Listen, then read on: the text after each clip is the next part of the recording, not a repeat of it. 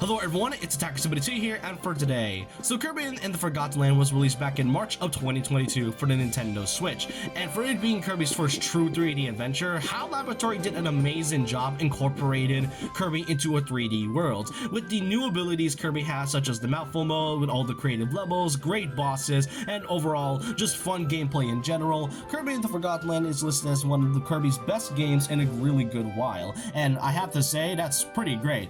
Now, imagine my surprise when they decided to announce that Forgotten Land will be receiving a Switch 2 upgrade in the form of Star Crossworld, which features new levels as well as a brand new story that will be included in part of it. So in this video, I'm going to be reviewing what I can say much about Star Crossworld, as I had recently beaten it and 100%ed it on its launch day just, a couple days ago. So I got quite a few things to say, and it's definitely been divisive when it comes to this upgrade pack and to see whether or not it's truly worth the $20. So I hope you guys enjoyed this video, and let's get started with my review on Star Crossworld for Kirby and Forgotten Land.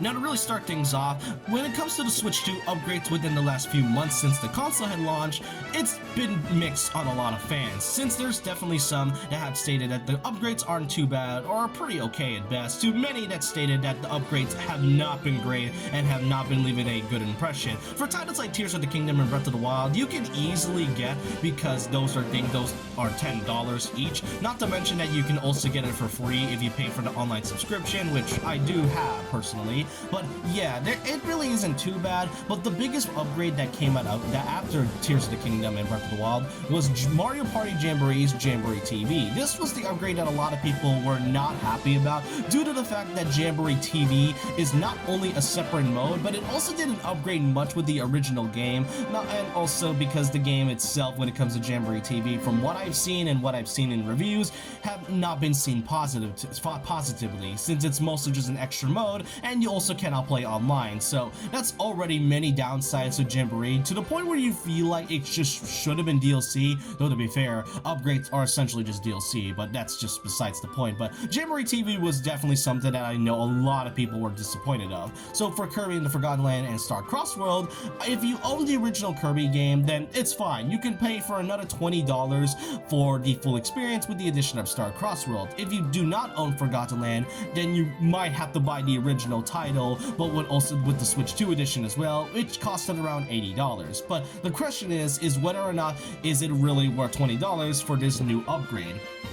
Now, the story here is really simple. Kirby and his partner Elephant were flying around the Forgotten Land until suddenly a giant meteorite came crashing down into the ocean, created this giant volcanic structure. They head over there and see that this weird meteorite is full of strange, mysterious power that shouldn't really be dealt with. So in order to do that, they have to find these little things known as starries, which are explained by a Bandana D, or an astronomer Bandana D, in order to find this and steal this strange meteorite once and for all. And that's it about the story. It is pretty basic for a simple Kirby story, but what do you really expect from Kirby when, almost a lot of its stories are pretty simple overall, and I don't think I really mind this. And for this being a good addition, it's definitely something I feel like is pretty cool. Not to mention, with the addition of the stories means there's way more collectibles to do, which now transitions into the gameplay portion.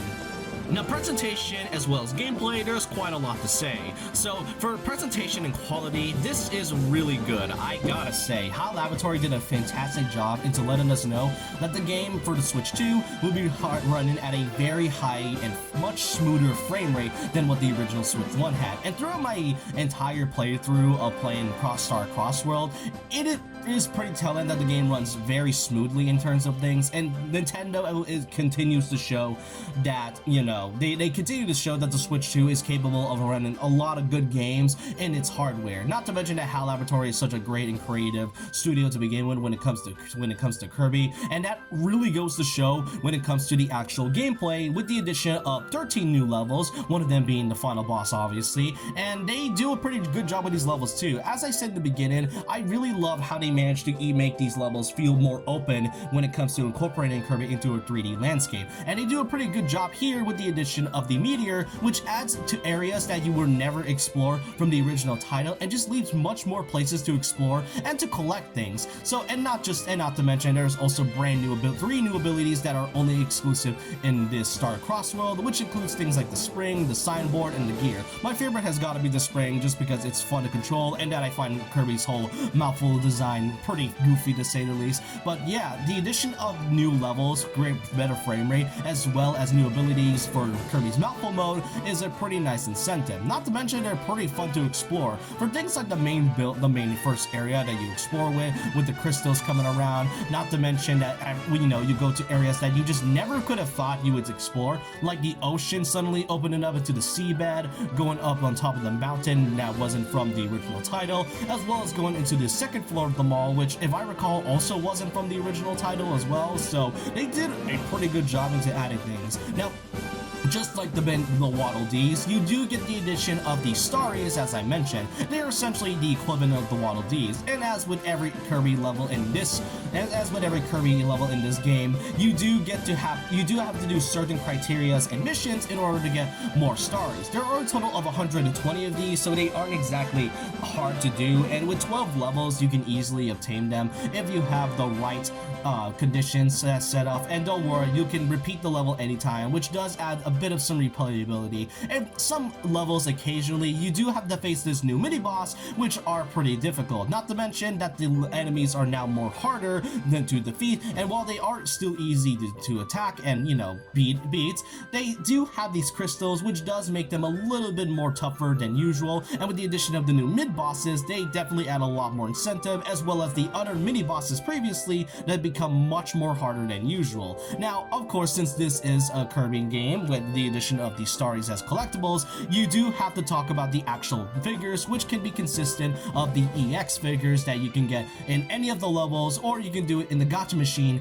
provided by the Astronomer Waddle Dee, which, okay, that is pretty great. So as you go through each level one by one, you do get to the final area known as Star Cross World and face off against a brand new final boss, which, since this game is still kind of fresh, I do kind of need to, not mention much about it, other than the fact that it is intense, but there are some that claim for this to be kind of underwhelming, especially for a character that was stated to be built up. Even though it never really was fully explicit, there definitely were hints, but it's not really much I want to go over. But the final boss was pretty intense, it was fun, and once you beat him a lot of the levels and beaten the final boss, you get the addition of a brand new difficulty added to the arena known as the Ultimate Cup ZEX, which consists of 12 bosses in total, all of which, by the way, have now gotten higher difficulty, much intense fights, as well as more bosses to go over, and with the addition of the mini bosses and also the new final boss, it does add to a lot more intensity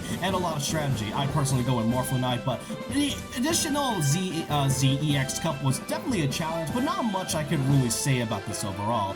And that's about it. Yeah, I basically explained the entirety of Star Cross World, which may come off as a surprise for this being a $20 experience. It was surprisingly very short, and I did state that I 100%ed the game entirely by beating basically all the cups, especially the addition of getting every starry and getting all the figures. It was a surprisingly short game, and short and sweet. I don't expect this to be a long experience, and I know some were kind of underwhelmed, as I did see some reviews and some that stated that this definitely wasn't the upgrade that they expected. And personally, is this truly worth the $20?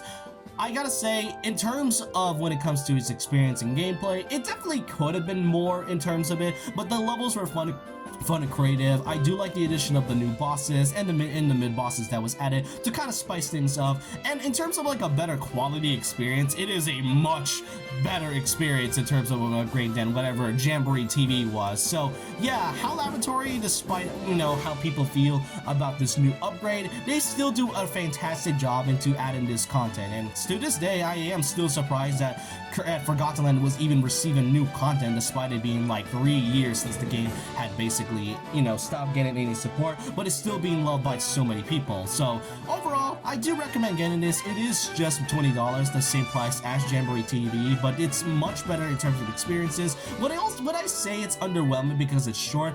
And kinda, there could have been more, but as a quality, it feels like an upgrade that is truly worth my purchase. So, I hope you guys enjoyed this video, and let me know what you all think in the comment section below about Star Crossworld. This was a pretty short review than I expected, and that's because after beating it for like a good few hours, it did catch me by surprise by how very short it was. But I do want to know how you feel about the Star Crossworld, if you're planning to get this, and if you did, let me know how you feel about this new upgrade, and I want to know all your thoughts and opinions down below about this. And so with that, leave a like, comment, subscribe, hit the notification bell for more videos, follow my Twitter and Instagram, and I'll see you guys next time. And remember this, once a legend, always a legend.